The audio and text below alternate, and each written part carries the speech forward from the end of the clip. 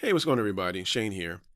I never thought I would be doing a voiceover for any of our episodes or breaking the proverbial fourth wall, as it were. But this episode, I think, deserves a little bit of an explanation. So, what we've tried to do on this channel is give the audience a sense that they're dropping in on a regular conversation that Aliya and I are having. Because what you've seen so far is our typical conversation, especially when it revolves around music and culture and the such. So we want to, as much as possible, record in public. And in case of the last couple of episodes, it's been at our favorite cafe. This is great in theory, but it does have some challenges. And the challenge, namely, is dealing with people, one, and ensuring that we have the highest quality video and audio possible. This episode was a textbook example of how challenging that can be at points. Long story short, we came in with our main camera, which is larger than the iPhone I used to record the first episode because we were shooting for a little better quality. And we were hoping that the cafe wouldn't be too active. Of course, it ended up getting packed and, more and more folks were coming in doing what they do. So I had to move my camera, which normally wouldn't be a big deal, except when I moved the camera, I didn't re-rack the focus. So it's a hair out of focus for a section of the program. The other issue was my battery died, which meant I had to revert back to the cell phone, which also means that the picture and sound quality has a bit of a shift as well. I thought about scrapping this episode, to be perfectly honest, but I thought we had a pretty decent conversation. And this is, I think, one of those moments where I have to understand that the audience is here for the journey, not necessarily the finished product. So this is a point where you hope the content is better than the production. I've purchased some new equipment that will make this endeavor a bit easier. So hopefully this is the last time we have at least this kind of hiccup. I'm sure there'll be others in the future. I appreciate all y'all for supporting us and supporting this particular episode because it was a challenge. Yeah, so on with the show. And thanks again for being awesome. Peace. The Of algorithm. course, of course. Here, I'm okay with being enslaved to the algorithm. Gotcha. That makes sense. That makes sense. I want It to takes the edge off actually with looking at the other channel. just want to thank you for this. It's a lot of work.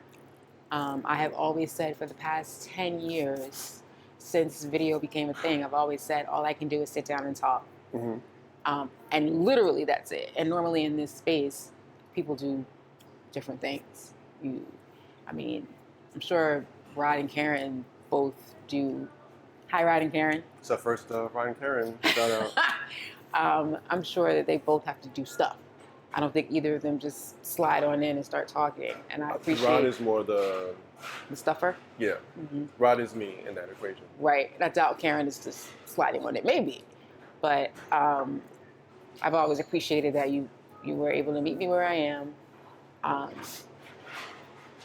still make us look great and all the things. This thing is called Adlib Etymologhy. Are we talking about where that came from? We can. Okay, but before we do, I want to go back to being able to do this together. I haven't talked about it in my Facebook space yet, but from October to now has been a whole bunch of stuff going on. And I'm in a space now that I did not think I would enjoy 3 months ago. This is a space that I thought was the last bastion of happiness for me, where I'd just be miserable. In terms of? Professionally. No, I mean like, when you say space that you want to be. Like, if you would have told me 3 months ago that my daily life right now would be my daily life right now, I would say, damn it. Right. And instead, I just look forward to every day, and I'm having a blast. And I like that I have time to cook for my family. And I wonder what things would be like. We wouldn't be sitting here if I had gotten a particular job I thought I was going to get. Right. Just wouldn't. I'd be upstairs recovering and hating that I have to get on the train tomorrow. Right. Well, actually, New Jersey Transit's going on strike, so I don't know what I would be doing. Walk, bitch. Right. So Adlib to Fade came from AI, right? Or did we come up with that? No, we came up with an Adlib. I thought we saw that and was like, damn it, that's the name of it. No, you're right. It came from AI. Chat GPT. Yeah. We said this is the show. Chat GPT. Yeah, it's a GPT I get messed up with. What was the one that I've been having issues with? Lime and mint. Mint and lime.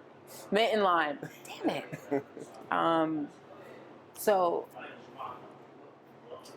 plugged it in. I don't know if it was me or you. I think it was you. Mm-hmm. We had already decided to just name it Good Talk, which was our last project, and all the socials are already built in and whatever. We're like, it's Good Talk. I don't think either of us were particularly super yay about it, but it felt like I definitely wanted a separation from the last. Right. Because the last project was very navel-gazy, us. And I wanted to do something that expressed more of our interest and our depth of knowledge and something else outside of just staring at each other's eyes on the podcast, which has no video. Yeah. And there was certainly a place for it, but I think we're past that place. We are. I remember you sending me a list of the titles that ChatGPT came up with, and I was like, we'll just work on it. And I saw Adlib to Fade, and we were both just like, well. How do we not? That's the show. Mm-hmm. Adlib to Fade is that special part of a song where there's no lyrics, there's no more words to write down. Or repeating lyrics. Or repeating lyrics, or the bop, bop, boppity, bop, bop. Mm-hmm. Which, by the way, ooh-wops and doo-wops and bobbity-boos and all that stuff and runs and all that. Well, not runs. Runs comes from something else. Those come from being in the studio and not having your lyrics together yet. Yeah. Just put a little boobity-boop. And then over time, the boobity-boop just stayed there. So you know what's funny, and not to derail too much, we were talking about, I've been looking at videos about rappers not writing anymore. And I saw one of those. And Jay-Z I think I sent it to you, and Jay-Z being sort of the reason that rappers say, I'm not picking up a pen anymore. It's an interesting video. I don't know who's talking to, but I watched it recently. You must have sent it to me. Yeah, I sent it. And then they're talking about, how rappers have begun punching in. And I realized the punching in is a ad-lib, it's the up. Like, they're literally like mumbling rhythmically until they get the words together. Right. And I was like, just write the thing, but seeing that they're using punching in, I thought punching in was a crutch. That's actually the creative process. It was a crutch. It was a crutch for a long time. Now it's part of the creative process. You were telling me about Eve. Yes. Yes. So a million years ago, I was interviewing Eve for The Source. It was my first sizable story that came with an interview. I'm actually going to write about this on Substack this week. And I went with her to the studio, and Rough Riders had gotten this deal to do, what do you call the music that plays when you're going into the ring?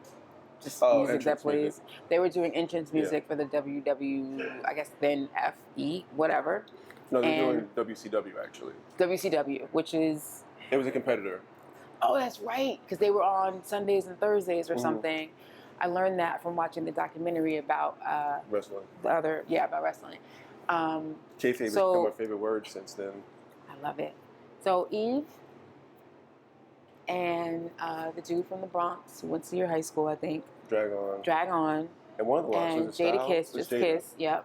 And maybe one other person were all in the studio together. Mm-hmm. And they were getting their lines down pretty quickly. Mm-hmm. And she was struggling because she didn't know wrestling like that. Right. So she's like, figure four? What's a figure four? Does it make sense to say figure four to end it all? And Kiss is like, yes, go. It was pretty fun to watch, actually. And she was like, punch me in. And he was like, okay, no, it's fine. No, you can punch me in. And she looked at me, she was like, please don't write this down. And I was like, it's fine. I wrote it down, of course. But it was like so it's a shame. It was a shame that I had to punch this in because she kept doing it and doing the whole verse, and was finally just like, let me just do this part, figure four to end it all. This was 1999. I swear to you, I was looking for the song to send to you, and I was looking for the line. I was like, I'm not going to remember what line, and was like, figure four to end it all. And I was like, that's it, figure four to end it all.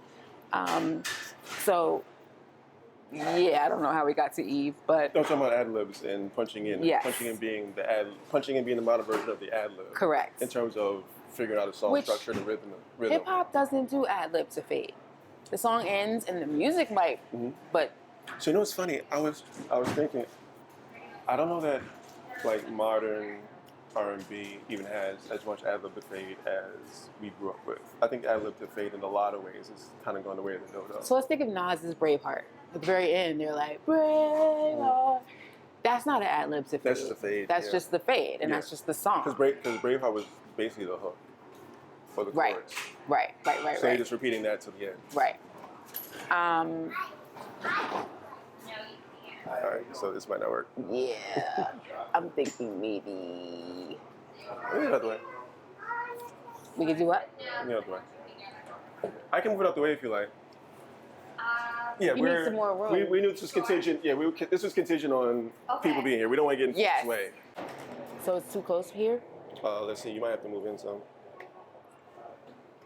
Don't threaten me with a good Have time. to move center a little bit more. Eve. So no, we were talking about punching in. No, we were talking about Braveheart and Adlib. No, we were talking about how the Adlib the fade is sort of, at least in my viewpoint, kind of fading away and not being done as much. The Adlib the fade. Hold on, our child is leaving the house, driving for the first time, and she just said, "I'm leaving," and I just said, Thoughts and prayers. Thoughts and prayers. Beautiful gowns. Hip hop doesn't really do, if you think of just how it works and you're speaking words, it doesn't lend itself to ad-lib to fade. Like, the closest that rap has to an ad-lib is a freestyle, and you're not freestyling the fade, I don't think. You're not. So... no, that's not even ad-lib the fade. I was thinking about... if there is, it sounds more like a skit.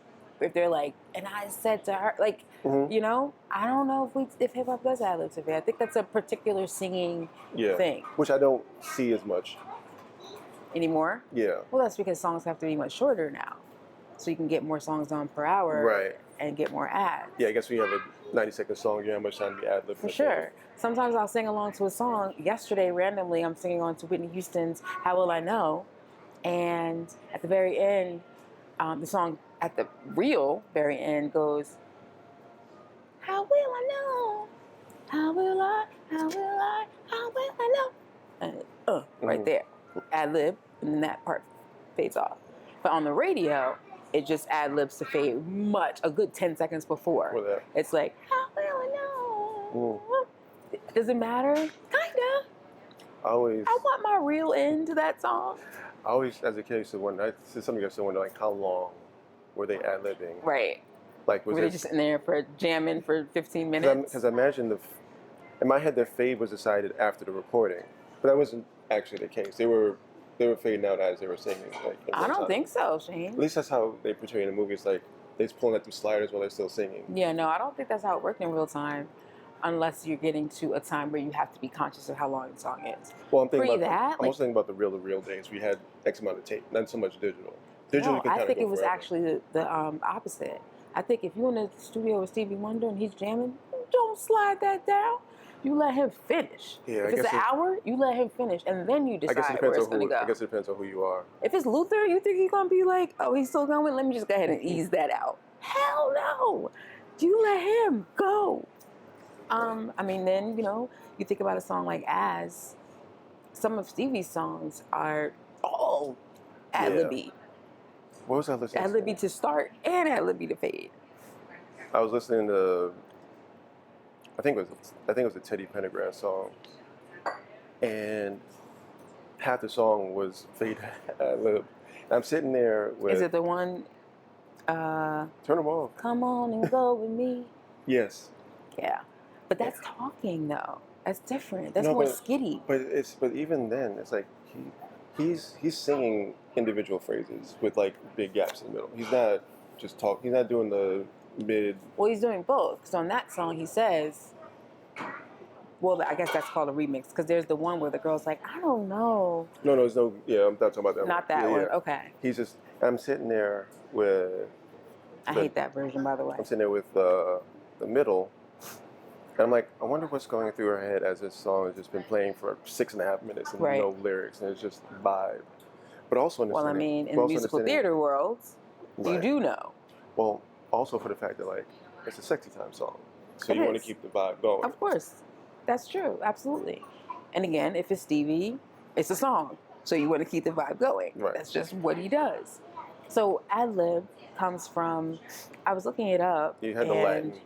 It's Latin, ad libitum, and ad being at, and libitum meaning liberty, and it actually means at your own liberty, like whatever you want to do, essentially, which I thought was interesting. Also, the spelling of it, we use it as one word. I was confused with that. It's actually two words. It's it's the ad and it's the libitum. But I think at this point people just mushed it together. Unless you just want to be extra, which yeah, actually, because I looked it up because I thought it was spelled wrong. It's one word, it's two words, or it's hyphenated. Oh, I've never seen it hyphenated. Okay. So it's kind of do what you like. You get the point. So radio also killed ad libitum because you just don't have time for that. You know, you need a song to be uniform, and you need to have a lot more songs on in an hour. So I think that's the part too. Like, I was kind of surprised that vinyl didn't make Adlib to Fade kind of tough, because yeah, you have, like in streaming you have the goal of like you want to be around 2 minutes, whatever. With vinyl, you have a set amount of time on the side, so. But Adlib to Fade at that time was just considered a really important part of the process, and that's not something you can sacrifice. I just picture like the idea of like this Adlib to Fade goes, I'm losing space for another track or whatever else. Yeah, I don't think they were thinking that way. Because you only have, with a vinyl, you only have one runtime, essentially, a max runtime. Right. Which you don't, I mean, with tapes you have that a bit as well. I think that saying let's not do the Adlib to Fade would be like, let's just take this last chorus off. Like, it's just part of the song, and it was important for it to be part of the song. So you think it's more planned than I do, I guess. The Adlib to Fade. I picture the Adlib to Fade being tacked on to the end, not being part of the actual song when they go in. I think that they recorded, period, with no Adlib to Fade in mind. We'll figure that out later. I think they recorded. Whether the song was 2 minutes or 20 minutes, let's do the song. Oh, so it actually becomes a gap filler, because if the next song is short, we're just going to run that Adlib further. Now, there are songs, I tried to look some up, but I couldn't remember. There are songs that end is really part of the song. It's just supposed to, end like that. In. Right. Which Whitney Houston's used to be until it became too long of a song. So I learned about Adlib to Fade. I can actually remember wondering what that meant when I bought Off the Wall. Well, I couldn't have bought Off the Wall. I was 6 when I discovered Off the Wall. Right. But it wasn't real time for me. And I opened it up. I think it was an open up. It was only Thriller and Open Up. Off the Wall's an open up too, because he's laying down with the tiger or something. No, that's Thriller. Oh, that's Thriller. I don't think Off the Wall is open up. I think it's just that. It might have been liner notes or something inside. Maybe it was on a sleeve or some sort. It might have been on the sleeve. Yeah, but Off the Wall didn't open. Because that Thriller open up was like the coming out, I'm here now, like. Because also, what is it about laying on your side? I have seen those TikToks. I don't know. I think photographers were trying to get as much of the artist as possible without just this. Right. It's hilarious. And those are not all the same. Well, all it takes is one artist to do it and for it to work. And then... She's well trained. Yes, indeed. Off the Wall album cover. It's just him with the brick wall behind him. Yeah. Yeah, no, this opens up. It does? Yeah, it's this and it's that. When you open up, it becomes this. All right. I'm about to remember what this and that is for the edit. Right. I think. Anyway, that's where I discovered Adlib to Fade. At 6, I'm a very interesting child who's already reading very fluently. And so I knew it said Adlib to Fade, but I did not know what that was. Right. And I asked, and someone told me, I don't remember. And I was like, oh, okay, I know what that is. I've heard that there. And every single song said Adlib to Fade. And I remember later thinking, did you have to put that in the lyrics? Do we need to know that that's what happened? I guess they took the lyrics seriously. Like, giving you the lyrics was something. And we don't want you to think you missed a single syllable. It was just him doing whatever, and we can't write that down. Non sequitur.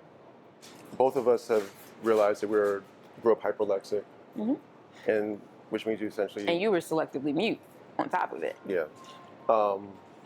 And hyperlexia is basically you've managed to teach yourself to read to That's like a very...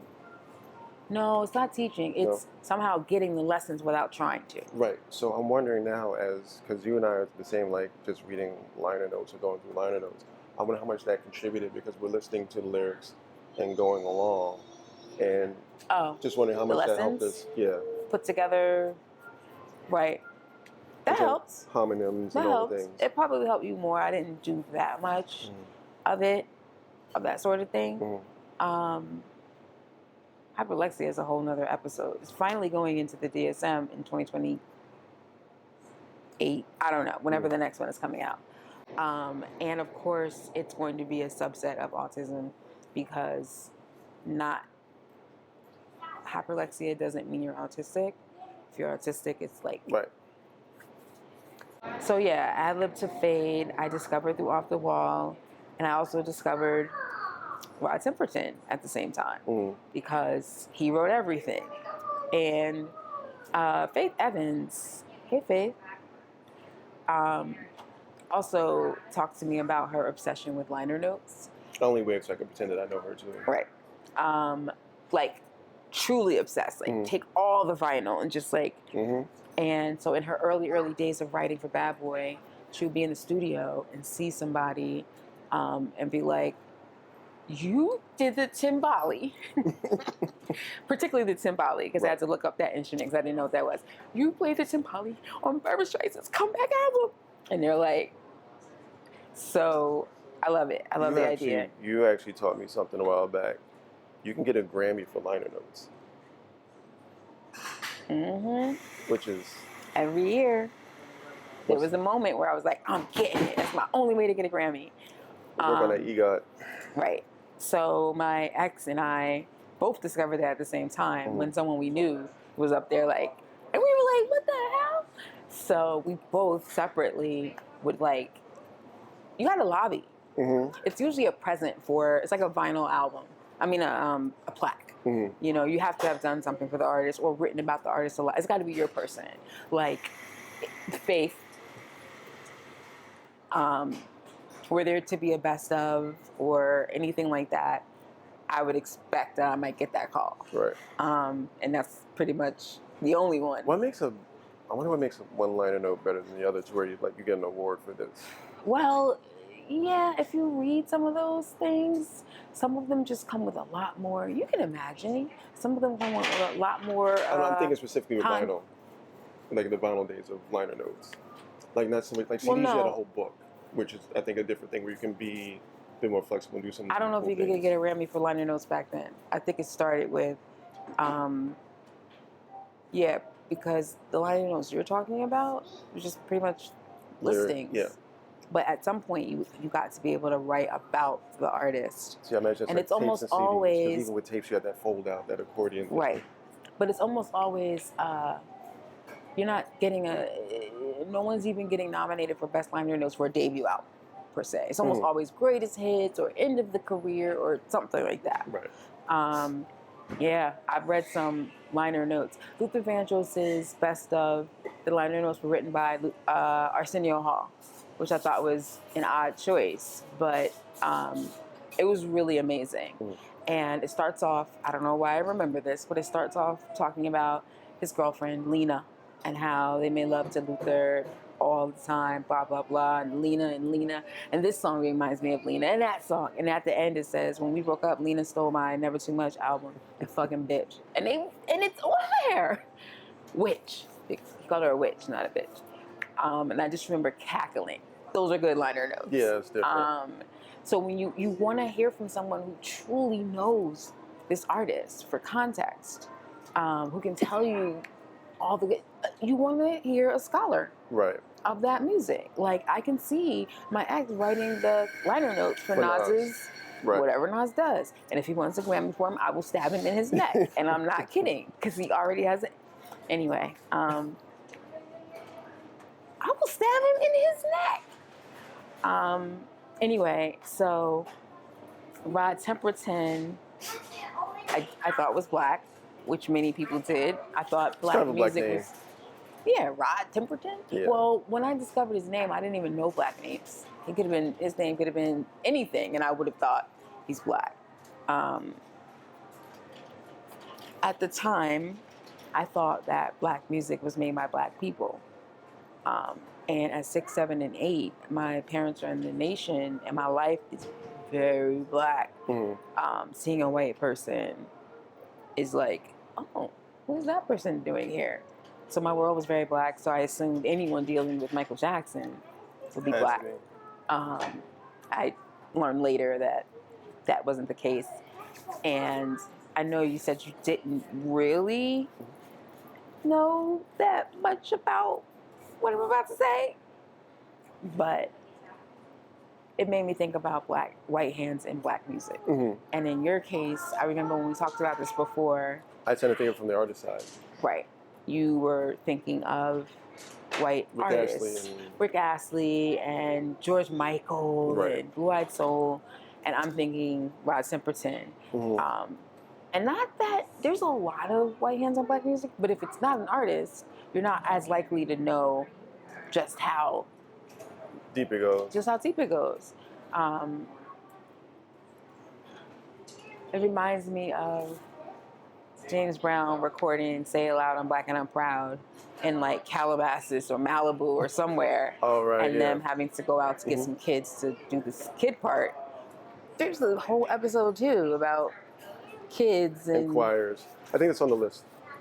Drug dealing just to get by. Yeah. You either want it because it gives this effect, or you need it to explain what you're talking about. Right. Like drug dealing just to get by. There's a reason why you're using kids to say that. Anyway. Although, I mean, even going back further, back when you'd have three artists singing the same song simultaneously, there was always the white cover to placate. Of course. So for me, it's like I didn't connect the white influence in the background and the way that you're talking about, just in terms of the business and the writing and the creative aspect. But it was really just like, okay, this is a great song, but you're black, so we got to slide this over here. Right. It's sort of the Elvis effect in how that works. Right. I had no idea about that. Again, I didn't grow up in as musical. You were looking at a lot more vinyl. I can tell you all 25 records that was in my house growing up. But I also grew up, and I was reading lyrics as a kid, but I wasn't necessarily reading who was playing what. In my mind, the artist wrote all the songs. Oh, me too. So Mike wrote off the wall. Of course he did. That blew my mind. I think I discovered that with Whitney Houston, where it's like, she sure did write this. I don't know who was like, excuse me? Yeah, at least Mike wrote some. And I was like, I did not know that. I thought if you sang it, you wrote it, period. I thought if you sang it, you wrote it, you did all the music. Right. Like Stevie. And it's funny because I grew up in a space where, same as you, I thought, yeah, Whitney was writing herself. But as I got older, I didn't realize that Mariah was writing herself. That's true too. I didn't either, because she's young and she's a girl and she's white looking. And she has this sort of domineering, ever-present husband that never felt quite right. I remember when the divorce happened, it was like, good. All right, that makes sense. Yeah. Let's see what this is. And Honey was the next song out. Yeah. She wrote every song on Vision of Love. No co-writers, no nothing. And she was 19. Right. But that didn't come out. We didn't get to know that about her until many years later. You know, when she was married to Tommy Mottola and living in the big mansion, she never went anywhere without her purse in the house. She took it to the bathroom. She took it to the bedroom. She took it to the kitchen. She always had her bag with her that had like the places on fire. And that was because she's married to this dude, huge mansion, but she always was ready for something to go down. An argument, you know, a hostage situation, no matter what. Can you imagine living that way in your big mansion? And she would try to talk to people, like the staff, and she found out later that they were told not to talk to her, don't look at her. And she's just like... It's indicative of like the vibe situation we were talking about before, where the whole cover vibe situation where like they're trying to keep her away from that space. And she wants to gravitate and she's like, what? She also, I was about to say did it to herself, but that's not the right language. But she would say that as well. She refused to let folks she refused to rock with I'm black or I'm white. Mhm. From day one, the one thing her label could not get her to do is to not say, my dad is black Venezuelan and my mom is Irish, or whatever the breakdown She is. wanted to say it or she didn't?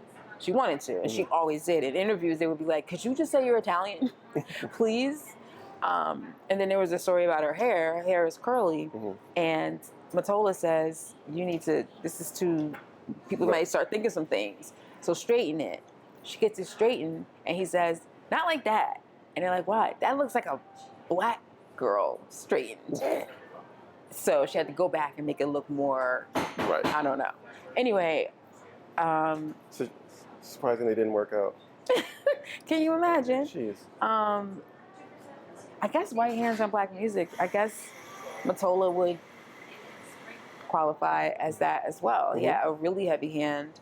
Not so much in the first album, which she had written ahead, but the next two, I think, what he wanted her to look like, what he wanted her to sound like. He wanted her to do the whistle register in every song, and she's just like, Right. And she was actually glad that she could tone that down. I just saw a video where she was performing, and this is maybe the last 5 years or whatever. She hits the register, and I think like the guitar or something hands her some money. They had a bet. Yeah, she couldn't do it? She couldn't do it anymore. That's funny. Whistle register. Yeah. So Rod Temperton led me to the infamous Diane Warren. Diane Warren has been writing songs since the 70s and 80s. White woman, very, very connected to black music, has written big, she's known for the big sweeping ballad. And there was a time when artists, R&B artists, you had to get a song from her in order to get a budget, in order to get pitched to black radio. You had to have a Diane Warren song. And at some point, a lot of artists were annoyed by that because it's either because she cost so much money, and it's eating into their budget, and they could have 4 Tone and Polk songs for a Diane Warren ballad, or it just didn't fit their flow. And this is all not conjecture. Speculation? No, more than speculation. Lie. This is what I'm saying is just what was told to me. I can't say for sure that it's all secondhand. Right. So there were folks like Monica, whose biggest song is a ballad called For You I Will by Diane Warren. Folks like Monica were still just like, I'd rather do my thing, and I'd rather do it my way. I don't need a Diane Warren song. Yeah, it was a thing in the industry that she felt like that Diane Warren expected it. Right. Expected that I'm going to do your thing. And there was actually a time where R. Kelly was neck and neck with her. He wrote Because You Love Me, I think, a super sweeping ballad for Celine Dion. And it was like, oh, so black folks can do the big cinematic sweeping. Right. They're actually, R. Kelly and Diane Warren are very much cut from the same cloth. Because he will give you what's the song from Ali? Oh, The Greatest? The Greatest. That's her vibe too. Yeah. Well, even his own music, and I think that was some of the fun of R. Kelly when he was fun, was that he would have these sweeping things, and then these sometimes comical or goofy ass lyrics on top of them. Yep. Like his sweeping thing was like a throwaway for him. I can do this whenever. Like, I don't have to give you I Will Always Love You because I managed to pull together this thing. I do this every day. It's true. It's true. So I want to braid my hair. Was that silly. Was that Adlib the thing? Yeah, definitely. Yeah. No, I'm just saying, just popped in my head. Except, is it? It's a little silly. I think it wasn't. So we should probably explain what we're talking about. Because saying, come on to braid my hair, our people do not know. You and I know without thinking twice. Wait, that was the soundtrack too, wasn't it? No? What? So, That happens at the end of. How you gonna know the ad lib and not know the song? Right, I know. Either way, at the very end, very quietly, he says, "Come on, Felicia," or whatever his sister's name is, and he says, "Come on and braid my hair." And the way he sings it is really poignant, and you might not even get to that on the radio anymore. If that comes on the radio, you might not hear. That's pretty. The song is fading out by then. Right. Actually, is it fading out? Yeah. Then he says, "Come on and braid my hair, my hair." No, it's just, right. He's giving me hair braider, which is a whole other thing. Sorry. Can I see how you look that up? R. Kelly braid my hair. Okay. So, Kelly. you come on and braid my hair, but put it in quotation marks. Do you search with quotation marks generally? Not really.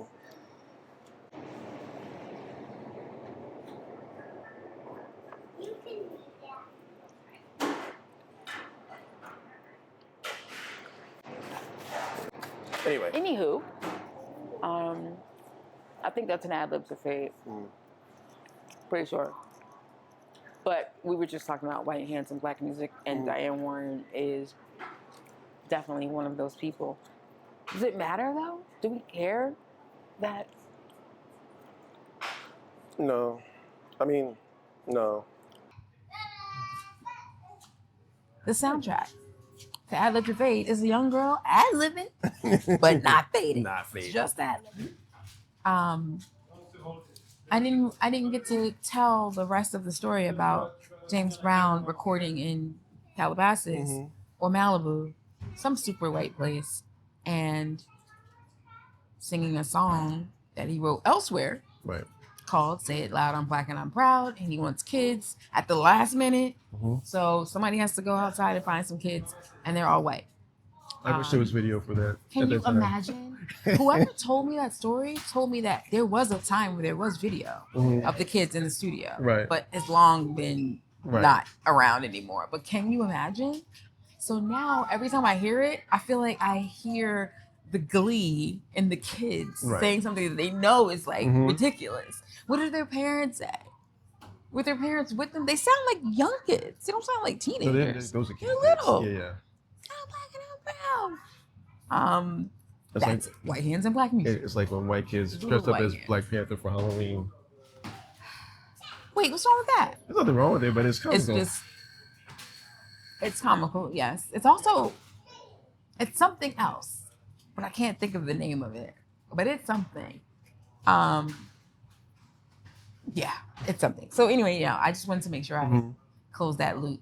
I think when we think of white hands and black music,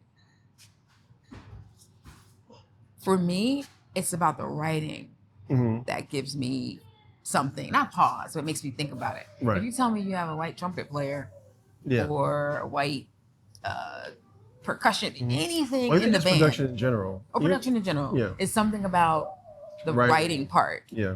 Because if you are in the band, and this is not true or accurate, it's just my feel. If you're in the band, it requires you to have some level of respect and honor and years of practice to be in the space. Right. Whereas we think of writing as not necessarily being that. So I think not true, but that's how we think of it. So I think the writing brings up a question of, is it the universality? I would love to see her walking past. We wouldn't have because she's down here, but go ahead. I'm curious about, in terms of especially white writers to black music, is that a sense of the universality of the theme of the music, or is it the writers ultimately, I'm gonna see if I can do this black thing? And I think a lot of times it is really the universality of it more than anything else, because you think of the sweeping ballads and stuff. Anybody could have sung that and you wouldn't have thought anything of it. They may not have been able to sing it as well or whatever as the artist ended up landing with, but none of them are particularly black either in terms of lyrics. Diane Warren specifically? No, for sure. That was the whole point of it. That's why labels would want it. Right. Because it's race neutral and you can get on Z100 and Hot 97. Right. Well, not Hot 97, but 98.7 KISS, WBLS, and a pop station. Right. And then get your VH1 video. Right. But a lot of artists were like, but what if I don't care about being on VH1? Right. What if I don't care about having a pop single? But that's how you justified your budget. Right. So like, again, going back to Faith, it was really important to her in the beginning of her career to record with live instrumentation and to tour with a live band. And Diddy just pretty much laughed her out of the studio for even asking that, because it would be so cost prohibitive. But that's what she wanted. That's what she wanted, and she thought that's what would best suit her. She's also a songwriter that people don't necessarily know writes her music. And who's she written for? Has she written for anybody? That's a good question. No, I think she writes primarily for herself. No, that's not true. In the early days, she wrote for Usher, Baby Usher. She wrote for or with Don't Wake Me, I'm Dreaming. You like mine? Christopher Williams? Christopher Williams, thank you. I was trying to remember the name. And the other light-skinned singer of that time, whose name I can't recall. Yeah, she wrote. She wrote. But later into her goal career, was to be an artist from Joe. No. She write. was also one of those writer people. So when she met Diddy, she was in the studio with her then boyfriend, just kind of waiting around. And she was plinking something out, and he was like, "That's you?" She's like, "Yeah, just laid that down for them to layer and blah, blah, blah, blah." And it was a don't move situation, because he came back and was like, "If you could sign right here." She was smart enough to be like, "I'm good." Right. But eventually it did come together. But God, there's a lot of don't you move stories in music. I kind of feel like that's at least how we want it to happen. Like, I kind of feel my own child. Because we all want to get discovered. Right. I definitely see that. Could see that. Not see that. Well, I mean, not to tell too much of their story, but that almost did happen in the bathroom. It did. Yeah. It did. Actually, it did happen in the bathroom. It just turned out that wasn't it for her. And it made me think about there's a difference between ad-libbing and doo-wopping. What do you call that? It's more of a scat tradition, I guess. Scatting? I mean, doo-wop is doo-wop, but right. But what do we call like bum ba da dum bum bum? Just the things that we know might have been words. I don't know, but I'll put it on top of the screen. Yeah.